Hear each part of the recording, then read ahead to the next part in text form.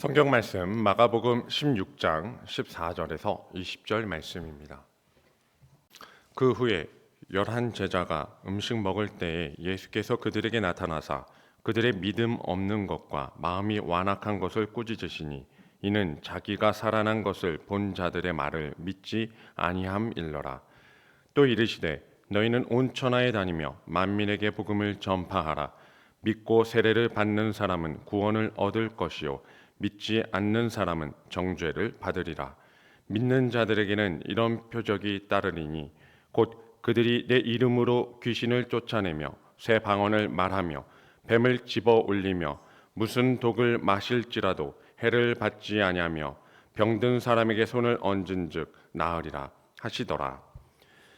주 예수께서 말씀을 마치신 후에 하늘로 올려지사 하나님 우편에 앉으시니라.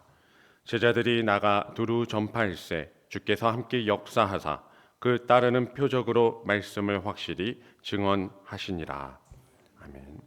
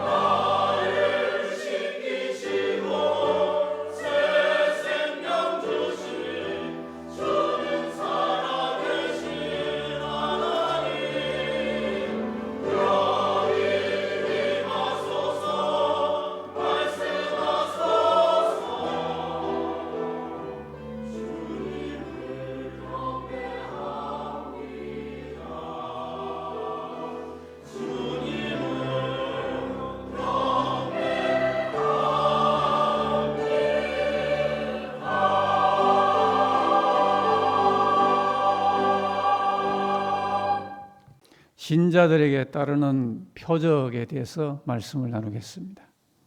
16세기의 종교개혁 이후에 널리 알려진 교리적인 화두가 이신득의 혹은 이신칭의라는 것이죠. 믿음을 가지고 의를 얻는다. 믿음을 가지고 하나님으로부터 의롭다 칭함을 받는다. 그런 우리 신앙의 모토인데요. 진리입니다. 성경에 나오는 교리인데 문제는 이 이신칭의 믿음을 가지고 의를 얻는다라고 하는데 이신 믿음을 가지고라고 하는 의를 얻는 이 믿음에 대하여는 진지하게 생각을 하지 않는 이런 부분이 분명히 있는 것 같습니다. 우리가 다시 성경으로 돌아가야 됩니다. 500년 전에 종교개혁이 성경으로 돌아가자, 오직 성경이라는 모토였는데요. 그 개혁의 원리는 동일합니다. 지금도 우리가 바쁘다 그러고만 말고 오늘날은 옛날보다 모든 게 신앙 문화가 발달했다 그렇게 말하지 말고 우리가 돌아가야 될 건 성경입니다.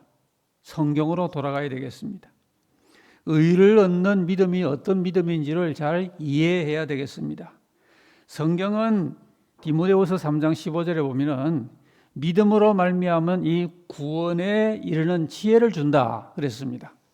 성경은 능히 너로 하여금 그리스도 예수 안에 있는 믿음으로 말미암아 구원에 이르는 지혜가 있게 한다. 성경이 그런 지혜를 준단 말이죠. 성경으로 돌아가야 됩니다. 우리 믿음이 초신자이든 오래된 신자이든 간에 우리는 늘 손에 성경을 놓지 않고 마음과 뇌리에 성경을 생각하며 묵상하며 성경과 더불어 살고 더불어 믿어야 되겠습니다. 오늘 본문의 때는 주님이 십자가의 공로를 다 이루시고 부활하신 때입니다.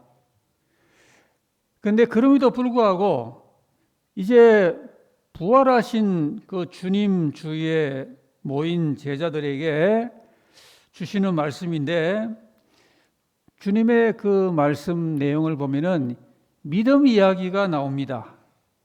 아직도 주님이 이 믿음에 대하여 그들에게 하실 말씀이 많으신 거예요. 여러분, 우리도 내가 몇 년 믿었다, 몇십 년 됐다 이렇게만 생각을 하지 말고 계속해서 우리의 믿음을 점검하고 믿음을 확인해야 되겠습니다. 제자들이 한 3년간 그렇게 배웠으니 너희들은 믿음은 졸업했지. 그리고 그 다음으로 나가자. 주님이 그렇게 말씀하지 아니하고요. 지금 오늘 본문에 보세요. 계속 믿음 이야기를 하지 않습니까? 우리의 이 믿음이 소중합니다.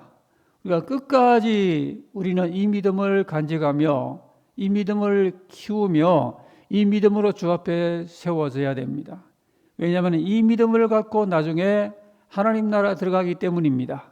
이 믿음으로 정죄받지 아니하고 이 믿음으로 영생 얻는 것이기 때문에 우리가 살면서 믿음보다 더 귀한 거 무엇이 있겠습니까? 부활하신 주님이 11 제자에게 지금 나타나셨습니다. 매우 중요한 의미를 갖고 있습니다. 왜냐하면 이제 주님은 하늘로 올라가셔야 됩니다. 자기 일은 다 이루셨기 때문에 하나님 아버지의 보좌로 올라가셔야 됩니다. 그런데 이제 3년간 가르치시고 지상에 남겨진 이들이 문제입니다.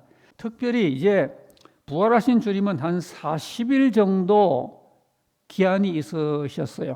40일 동안에 그들에게 한 3년간 가르치셨던 것에 더해서 거기에다가 중요한 당부를 더하여 주십니다. 오늘 이 주님의 요점 정리와 또 주님의 그 유언과도 같은, 주님은 살아계시기 때문에 유언은 아니지만 그렇게 주님이 지상에 남기신 중요한 주님의 당부에 대하여 우리들도 믿음으로 받고 우리 더욱 새롭게 세워지는 기회가 됐으면 좋겠습니다. 우리 먼저 오늘 본문의 14절에 보시면은 우리가 유의해야 될 한 단어가 나옵니다. 그것은 주님이 이 음식 먹을 때 그들에게 나타나셔서 그들의 믿음 없는 것과 마음이 완악한 것을 꾸짖으시니라고 했습니다. 주님 부활하셨어요. 기쁨이 충만한 시간이죠. 죽음으로써 너무도 절망적인 그런 시간이 될 줄 생각을 했는데 부활하심으로 그 모든 절망이 환희로 완전히 바뀝니다. 부활하신 주님을 이제 만나 뵈는데 그때 주님 앞에 환희의 찬양과 고백으로 큰 기쁨 가운데 영광을 돌릴 그런 시점인데요. 근데 주님이 그들에게 기쁨을 표하시는 대신에 오늘 본문에 꾸짖으신다는 이런 의외의 말씀의 교훈이 나옵니다. 하나님의 아들에게서 한 3년 동안에 직접 배운 이 대단한 기회와 특권을 가진 이들입니다. 그런데 이제 주님은 하늘로 승천을 하셔야 되는 상황에서 지상에 남겨져 많은 일을 감당해야 되고 하나님 아들의 그 남긴 그 일을 위임받아야 될 이 제자들의 믿음 상태를 보시니까 아주 심각합니다. 과연 이대로 놔두고 내가 승천을 해도 될까 싶을 정도로 주님은 그 상태를 인하여 근심하시면서 지금 꾸짖으신다는 표현이 나옵니다. 왜 그럴까요? 왜 이들이 한 3년간 최고의 스승에게 배웠는데 왜 그들의 믿음이 꾸짖음을 받을 수밖에 없는 이런 상태가 된 것일까? 스승은 그렇게 참 최고의 스승인데 제자들에게 어떤 문제가 있었던 것일까? 우리가 이런 생각을 해봅니다. 그 이유를 생각을 해본다면은 배움의 자세에 문제가 있었지 않느냐? 여러분, 우리가 아무리 최고의 스승을 두어도요, 배우는 사람이 배움의 자세가 결여되어 있으면은 그 배움이 온전히 이루어질 수가 없겠죠? 나는 나의 정체성을 배우는 자이다. 나는 열심히 내서 겸손하게 온유하게 내가 배울 과제를 열심히 배워야겠다. 이런 마음의 다짐이 있어야 될 텐데 제자들에게 그런 영적 배움의 그 의지가 약하지 않았나. 결국 의지의 문제입니다. 여러분, 우리가 주님을 믿는 것도 의지로 믿어야 되고요.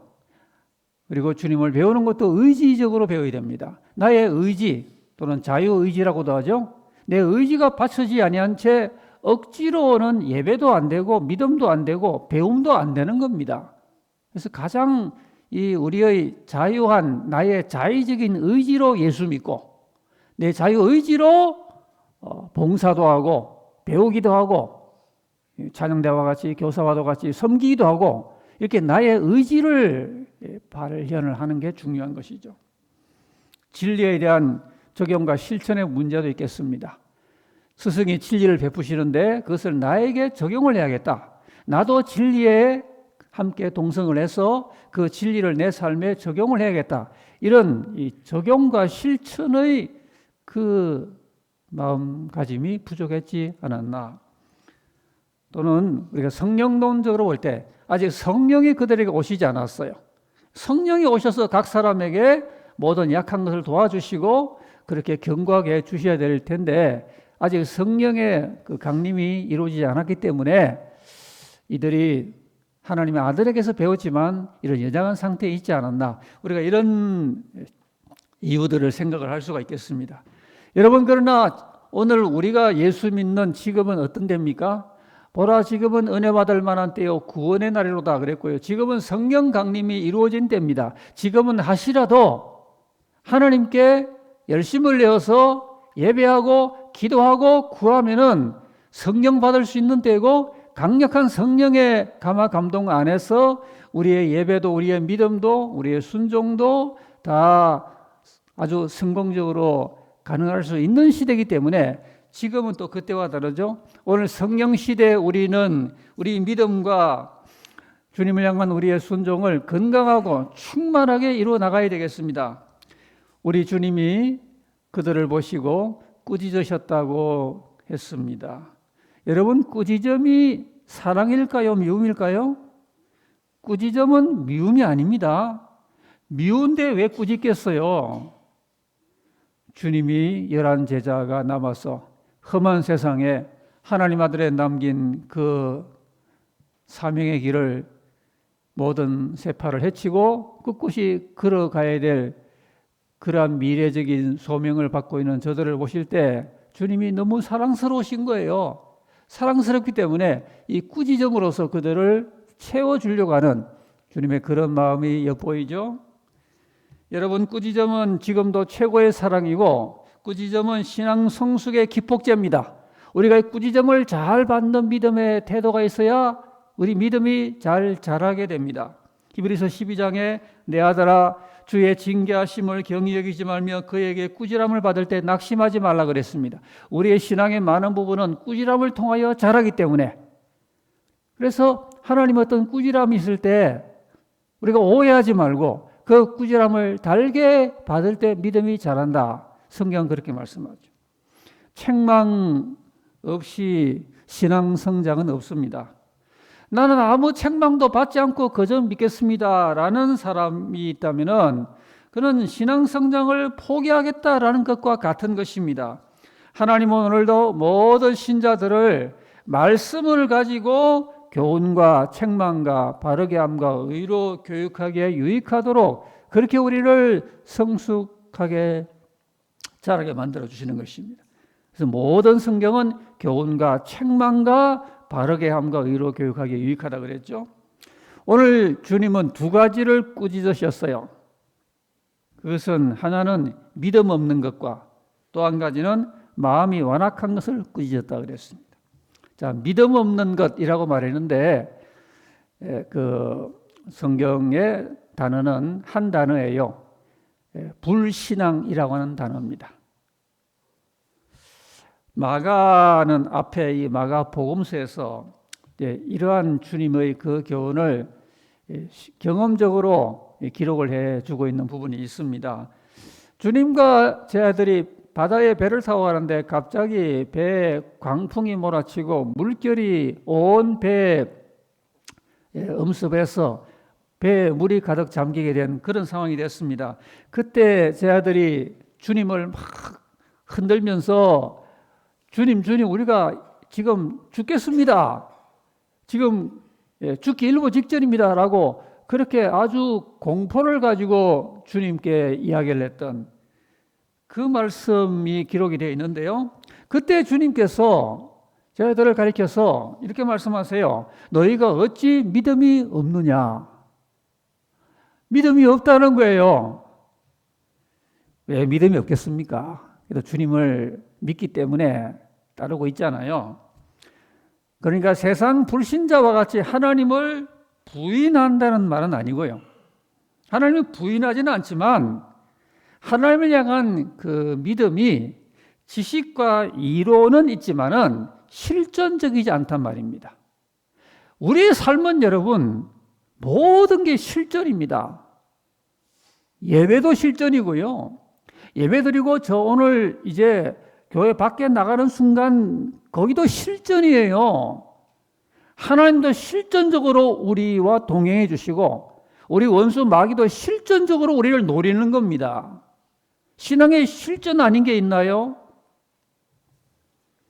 제 아들은 주님이 말씀 베풀 때 지식과 이론적으로만 들었어요. 실전적으로 믿어오지 않았습니다. 평소에 그 믿음을 대할 때 이론적이며 지식적인 믿음으로 그렇게 머무느냐 아니면 실전적이냐, 이것은 아주 큰 결과의 차이를 가져옵니다. 여러분, 우리의 믿음이 더 성숙해지고 더 승리하는 믿음이 되기 위해서는 실전적이어야 합니다. 주님은 그들의 믿음이 전혀 없다는 말씀은 아니고 실전적으로 응용하기에 못 미친다는 말입니다. 그 믿음을 실전적으로도 키워야 하느니라 그 말씀을 하시고 있습니다. 우리 믿음도 실전적이 되어야 되겠습니다. 또 한 가지 주님이 꾸짖으신 것은 마음이 완악한 것을 꾸짖었다 그랬죠. 이 마음이 완악한 것이라는 말도 그냥 한 단어로 되어 있습니다. 마음의 경화. 여러분, 우리 육체의 건강에 대하여 말할 때 동맥 경화 그런 말도 있잖아요. 이 경화라는 딱딱하게 굳어진다라는 그 단어의 합성어예요. 사람의 마음도 딱딱하게 굳어질 수가 있다는 거예요. 주님이 두 번째는 그들에게 믿음이 없는 것과 더불어 마음이 딱딱해진 것, 굳어진 것, 이것을 책망했다는 말씀이죠. 사람의 마음이 하나님의 진리를 받아들이고 그 받아들인 진리의 마음이 견고해져야 되는데, 그러지 아니하고 미리 완고해져 있으면은 진리를 받아들이고 순종할 수가 없는 하나의 영적 질환이 됩니다. 이런 마음에는 믿음의 뿌리가 내려질 수 없는 돌밭과 같은 마음이 되는 것이죠. 우리 육체에 무슨 간이나 이런 것들이 경화되는 건 우리가 조심하면서 우리 마음도 경화될 수 있다는 건 여러분 왜 생각을 하지 않을까요? 우리 몸이 경화되어서 좋을 건 아무것도 없습니다. 동맥도 그렇고요. 뭐든지 딱딱해져 좋을 건 없잖아요. 마음이 경화돼 좋을 거 없어요. 더 심각합니다. 주님은 지금 그들을 딱 보시니까 첫째는 그들의 믿음이 없는 것과 두 번째는 그들의 마음이 완악한 것을 인하여 그들을 꾸짖으셨다 그랬습니다. 왜 그들이 이렇게 믿음이 없다는 진단을 받고 왜 그들이 마음이 완악하다는 진단을 지금 받고 있는 지금 이 상태가 되었을까요? 그 이유를 본문이 말하고 있어요. 이는 자기가 살아난 것을 본 자들의 말을 믿지 않기 때문이다. 부활을 믿지 않기 때문이라는 말이에요. 우리 믿음의 핵심이 부활인데, 예수님 부활인데, 예수님이 부활하셨다는 그 소식을 듣고 전인격이 기쁨으로 그렇게 주님을 환희하며 찬양할 수 있을 정도의 이런 부활 신앙을 온전히 갖고 있지 못했기 때문에 이런 두 가지의 주님이 꾸짖으시는 결과가 나왔다는 말입니다. 여러분, 분명한 부활 신앙을 갖고 있느냐 그렇지 않느냐가 이런 우리의 믿음과 우리의 마음 상태를 좌우하게 되는 것입니다. 부활 신앙은 기독교 신앙의 액기스입니다. 로마서 4장 24절에 의하면은 의로 여기심을 받을 우리도 위함이니 곧 예수 우리 주를 죽은 자 가운데 살리신 이를 믿는 자니라 그랬습니다. 우리 믿음이 믿을 게 많은 것 같죠? 그러나 사실은 우리 믿음을 더 집중하면은 우리 믿음의 초점은 뭘 믿는 것인가 하니 저 말씀에 의하면은 예수 우리 주님을 죽은 자 가운데 살리신 하나님을 믿는 우리인 겁니다. 우리의 믿음이란 건요, 하나님이 그 아들을 살리셨다. 이 살리신 하나님을 부활하게 하신 하나님을 부활의 주님으로 믿는 겁니다. 이 부활 신앙이 저와 여러분에게 사실은 신앙의 본질이고 핵심입니다. 그러니까 보세요. 부활 신앙을 가진 사람이 뭘 못 믿겠어요? 안 그렇습니까? 부활 신앙을 가졌다는 분이 사업하다가 좀 실패했다고 절망해버리면 부활 신앙입니까? 부활 신앙을 가졌다는 분이 몸이 좀 아프다고 하여 낙심하면 그 부활 신앙이겠습니까? 우리 부활 신앙을 단단히 가지고 있으면요, 못 믿을 거 없어요. 이게 지금 진단이 이렇게 내려지니까 이런 마음과 믿음의 상태가 된단 말이죠. 오늘 우리 신앙이 경책을 받을 필요가 있습니다. 그냥 하나님이 나를 꾸짖으시는구나 그렇게 생각하지 마시고요. 여러분, 사람이 잠들었는데 아이가 학교를 가야 되는데 잠자고 있으면 부모가 어떻게 합니까? 막 흔들어 깨우잖아요. 이 꾸지람이라는 것은 주님의 경책입니다. 그리해야 자다가 잠을 깨니까요. 오늘 우리가 주님의 이런 경책의 은혜를 힘입어서 우리가 견고하고 확실한 부활신앙을 다시 한번 재점검, 재확립을 해야 되겠습니다. 주님의 꾸짖으심은 우리를 향한 주님의 사랑이요 은혜입니다.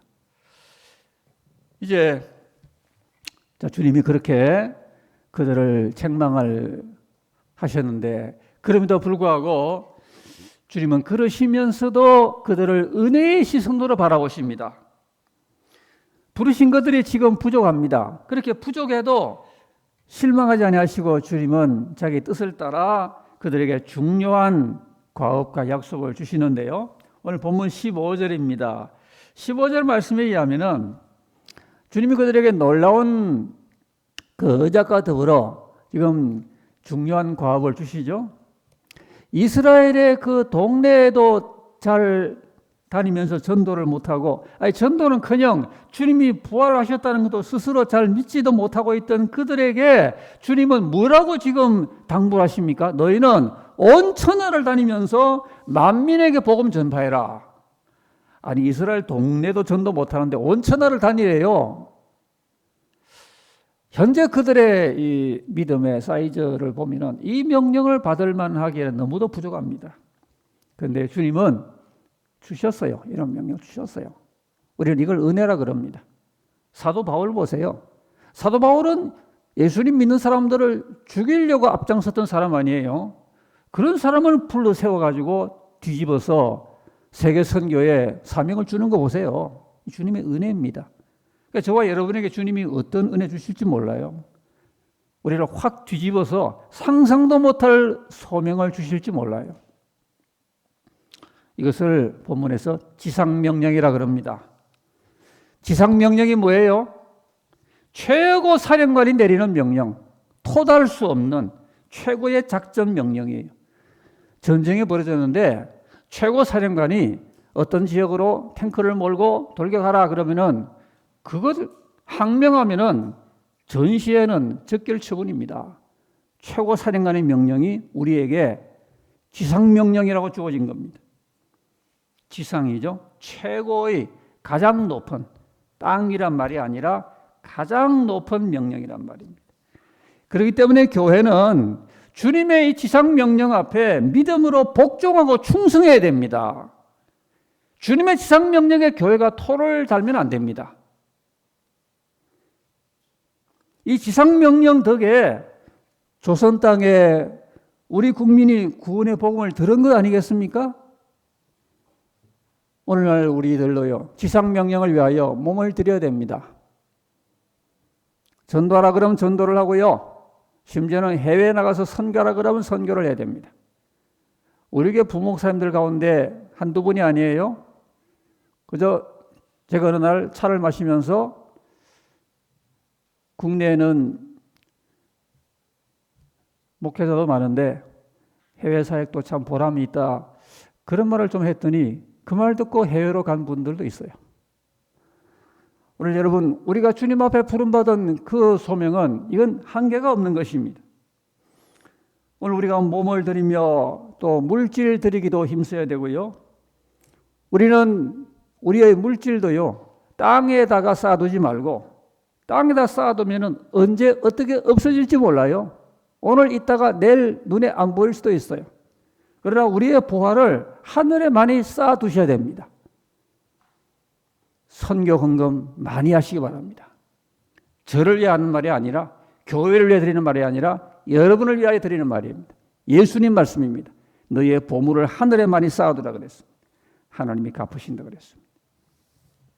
자, 그런데요, 사도행전에 의하면은 오늘 본문의 지상명령 이전에 한 가지 중요한 약속이 포함되어 있는데 오늘 마가복음 본문에는 빠져 있어요. 그게 무엇인가 하니 성령의 언약입니다. 아주 중요한 것입니다. 지상의 명령은 주님 성천 이후에 세상에 남은 증인들이 감당을 해야 되고 결코 실패해서는 안 되는 인류 구원의 유일한 길이죠. 그렇기 때문에 이건 실패하면 안 되는 겁니다. 이 과업을 반드시 성공하게 하기 위하여 절대 보장의 약속을 주시는데 바로 그 성령의 언약 내용이 지상명령에 포함이 됩니다. 사도행전은 보다 포괄적으로 지상명령을 다루고 있습니다. 예루살렘을 떠나지 말고 내게서 들은 바 아버지께서 약속하신 것을 기다리라. 요한은 물로 세를 주었으나 너희는 몇 날이 못되어 성령으로 세를 받으리라. 오직 성령이 너희에게 임하시면 너희가 권능을 받고 땅 끝까지 내 증인이 되리라. 이러한 지상명령의 그 전체 내용을 주님이 그들에게 주시면서 온 천하에 다니며 복음을 증거하라는 말씀을 뒷받침하기 위하여 반드시 오늘날 우리들에게도 필요한 성령의 약속을 주신 겁니다. 사도 바울에 의하면은 성경에 나오는 수백 가지의 약속 가운데 최고의 약속이 성령의 약속입니다. 예수 믿는 사람이 성령의 약속을 잘 모르시면 안 됩니다. 신앙이 승리할 수가 없어요. 오늘 우리의 승리를 위한 지상의 명령도 이 약속에 의거하고 이 방식으로 이루어집니다. 성령 받는 우리 교회가 되어야 됩니다. 말세교회의 가장 은혜로운 특징은 교회 온 공동체가 성령을 받아서 자녀는 예언하고 청년은 환상을 보고 장년과 노인은 꿈을 꾸는 것입니다. 성령으로 그 받은 은혜 하나가 되는 것입니다. 전도론 이전의 성령론입니다. 전도론 이전의 성령의 약속입니다. 성령의 약속을 늘 붙들고 기도하는 신자는 다릅니다. 권능이 함께합니다. 지혜가 부어집니다. 하나님의 승리가 그의 인생에 함께하십니다. 성령론 기억하시면서 오늘 주님이 주신 지상명령이 남의 명령이 아니에요. 저 미얀마 태국에 가 있는 우리 선교사님들에게만 지상명령이 아니에요. 저와 여러분에게도 지상명령으로 주어진 것이고 지상명령과 무관한 신자는 하나님과 무관할 수가 있어요. 주님이 최고로 주신 최고 사령관의 지상명령을 성령의 언약으로 받으시고 우리가 성령의 약속 안에서 충만함을 내가 입고요. 그리고 직간접으로 주님의 지상명령에 우리도 동참할 수 있는 이러한 주님의 새로운 계명으로 우리가 오늘날 믿음으로 이 명령을 받을 수 있어야 되겠습니다. 주님의 지상명령을 우리에게 주신 주님께서 이제 이어서 주님이 한 가지 약속을 덧붙여 주시는 게 표적론이라는 것입니다. 17절 말씀에 이어지는 중요한 말씀이 나오죠. 믿는 자들에게는 이런 표적이 따르리니 곧 그들이 내 이름으로 귀신을 쫓아내며 새 방언을 말하며 이렇게 이어집니다. 믿는 자들에게 이런 표적이 따른다 그랬습니다. 예, 원문은 복수예요. 표적들입니다. 예수 믿는 사람, 하나님 믿는 사람들한테는 표적들이 따른다라는 말이에요. 여러분 신자의 삶에는 사실 평생 표적과 간증이 따라야 합니다. 다윗은 시편 23편에서 내 평생에 선하심과 인자하심이 정녕 나를 따르리니 내가 여호와의 집에 영원히 거하리로다 그랬습니다. 하나님의 집에 영원히 거하는 그 영생의 그 삶을 바라보는 신자가 이 땅에 살 때에 내 평생에 무엇이 따른다고요? 여호와의 선하심과 인자하심이 평생 나를 따른다 그랬어요. 아마도 다윗도 믿는 성도로서 하나님으로부터 살다가 많은 삶의 믿음의 표적들을 받은 것으로 보입니다. 선하심과 인자하심이란 말은 우리 인생의 축복과 승리의 표적과 간증을 허락하시는 자비를 뜻합니다. 때를 따라 돕는 은혜를 가리킵니다. 따르리니라는 말은 따를 것이라고 하는 강력한 약속을 확정하는 것입니다. 예수 믿는 사람에게는 밋밋하게 그냥 심심한 삶이 아니라 하나님의 표적이 따르는 그런 간증이 늘 우리의 삶을 채우는 그런 삶으로 평생 애워진다라는 말씀입니다. 누구에게 이런 표적이 따른다고요? 앞에 우리가 말씀 나누었어요. 부활신앙을 분명히 재확인한 신자에게입니다. 그리고 주님의 지상명령을 받고 온 천하에 다니면서 만민에게 복음을 전파하는 사람 혹은 그런 마음을 공유하여 전도와 선교에 협력하는 신자 그리고 그들로부터 복음을 듣고 믿고 세례받는 사람 이런 사람들에게 표적이 따른단 말입니다. 여러분 예수 믿는 삶에 올해 11달이 되어가는데 표적이 얼마나 따르고 있습니까? 표적이 몇 가지나 11달 동안에 따르는 올해의 날들을 보내셨습니까? 오늘 우리들이 이러한 표적이 우리 삶에 따르는 신자로 해당이 되고 있는가요? 자, 그렇다면 4가지의 표적이 따른다고 오늘 본문이 말하는데 이게 다 성령 은사론과 연관됩니다. 제일 먼저는 뭡니까? 저희가 내 이름으로 귀신을 쫓아내며 악령을 축출하는 겁니다. 이런 표적이 따르시기 바랍니다. 악령을 축출하는 것. 은사론적으로 말하면 영분별의 은사입니다. 악령은 무사람을 공격하는 악한 영이에요. 근데 신자는 그 악령을 쫓아내는 존재란 말이에요. 믿는 사람이 악령한테 치고 그러면 안 돼요. 악령이 믿는 사람이 속에 모시는 예수님을 인하여 벌벌 떨고 축출되는 당연한 신자의 삶의 표적이에요. 그 다음에 새 방언을 말하며, 원문은 복수형의 방언들, 새 방언이라 말한 것은 하나님이 주시는 영적인 참 신선한 방언이기 때문에 새 방언이라 그럽니다. 많은 신자들이 예수 믿고 성경 받으면은 가장 흔한 은사 표적이 방언입니다. 방언하시기 바랍니다. 성경입니다. 사도 바울은 고린도 교인들에게 나는 너희들이 다 방언 말하기를 원한다 그랬어요. 그 다음에는 뱀을 집어 올리며 무슨 독을 마실지라도 해를 받지 아니하며 그랬습니다. 해독이란 말이 있죠. 그 다음에 면역. 여러분 오늘 우리 시대에 얼마나 독성 물질이 우리 건강을 위협하는지 모릅니다. 믿는 사람은 믿음의 능력이 그에게 역사하면 어떤 독도 하나님이 해독하게 해주시는 이런 면역, 이런 면독력을 가진다. 그런 말입니다. 하나님의 나라는 말에 있지 않은 능력이 있어요. 믿음의 능력은 강력한 면독력을 가지고 있다 하는 말이죠. 능력의 은사, 이적의 은사를 말합니다. 그 다음에는 병든 사람에게 손을 얹은즉 나으리라, 치유의 은사를 말합니다. 여러분, 병은 믿음 앞에 굴복합니다. 믿음이 없으면 병 앞에 굴복합니다. 치유는 하나님의 이름이 걸린 약속이에요. 하나님께서 자기 이름을 가르쳐 줬어요. 나는 라파다 그랬어요. 고치는 여호와라 그랬어요. 이런 하나님을 믿으면 병 고침 받아야죠. 병 고침 받으시기를 축복합니다. 하나님의 긍휼의 사역입니다. 우리가 몸이 아프면 병원 가시기 전에 이 언약에 의한 표적을 위해서 먼저 자신이 기도하시고, 그리고 야고보서의 말씀 따라 기름 부음 받은 사역자를 청해서 기도를 받거나 기도를 함께 하시기 바랍니다. 이거 없이 바쁘다고 119 부르고 병원 먼저 가시고 그렇게만 하지 마세요. 믿는 자에게는, 믿는 자예요. 병든 사람에게 손을 얹은 적 나으리라 그랬어요. 표적이라 그랬어요. 여러분, 이런 표적이 우리에게 나타나야 합니다. 건강하고 굳건한 믿음을 전제로 약속된 능력이며 은사입니다. 이런 것들은 초대교회에 국한된 사도직에 주어진 약속이라고 불신앙적으로 해석을 하면 안 됩니다.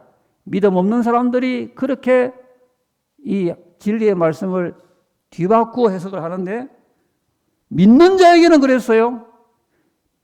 사도들에게는 그렇게 하지 않았어요. 초대교회에는 그렇게 말씀하지 않았어요. 예수 그리스도는 어제나 오늘이나 영원히 동일하신 겁니다. 오늘 예수 믿는 사람에게는 표적이 따르는 것입니다.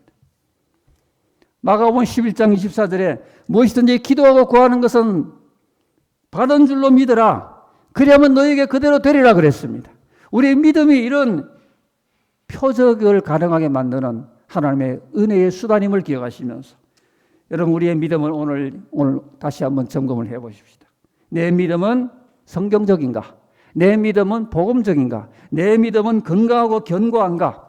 우리 믿음의 경책을 다시 한번 우리 영혼이 잘 받으시면서 하나님의 명령에, 지상명령에 순종하는 가운데 표적이 따르는 강력한 신앙으로 승리하는 우리 모두가 되시기를 기원합니다.